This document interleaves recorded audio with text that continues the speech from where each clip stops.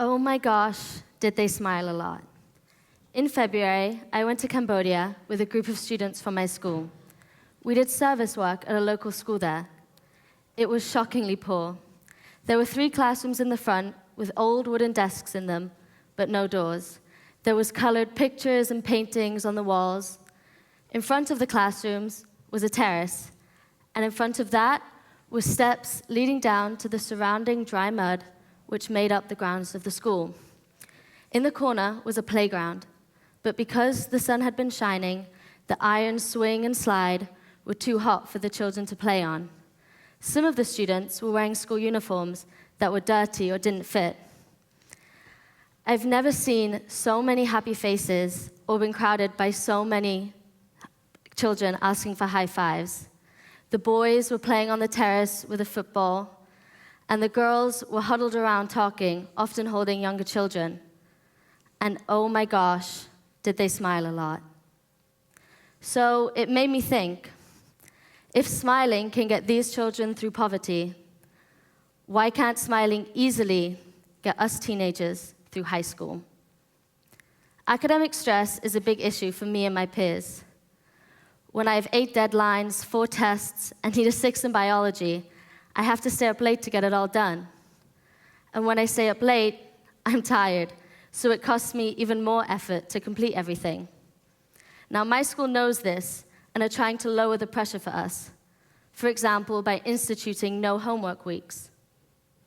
And though academic stress has previously been written off as good stress, research has proven that it can show as a foundation for mental health problems. Now, on top of academic stress comes social pressure. We often find ourselves anxious about fitting in. In fact, a simple look of dismissal can lower our self-esteem in a matter of seconds, confronting us with feelings of dislike and disrespect. Now, think back to a time someone gave you a dirty look. How did it make you feel? Belittled, unhappy, self-conscious? So why do we all do it? Glance at someone in a way that can ruin their day or stunt their mood? These here are called your zygomaticus muscles. You use them to scowl at people. But in fact, the same muscles and the same amount of energy can produce a smile. So, now think back to a time somebody smiled at you. How did it make you feel?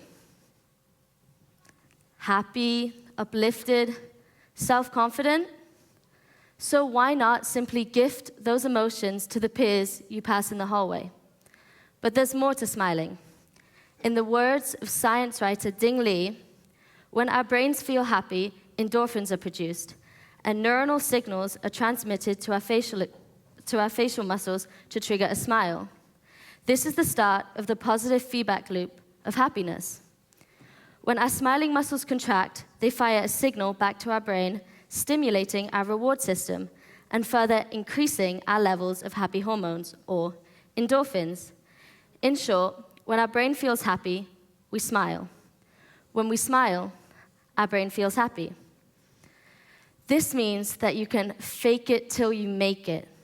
If you smile long enough when you're unhappy, the positive feedback loop of happiness will recognize your facial expression and actually alter the brain's emotional pathway to make you physically happier. If all this happens in your brain when you smile, that means it happens in everyone else's. This means that you can easily stimulate endorphins in those around you by smiling. If you look at someone and smile, they will smile back, because smiling is contagious. Smiling is infectious. So to break it down, in Cambodia, I learned that smiling is cheap, usable, and international. Negative body language and facial expressions contribute to our stress.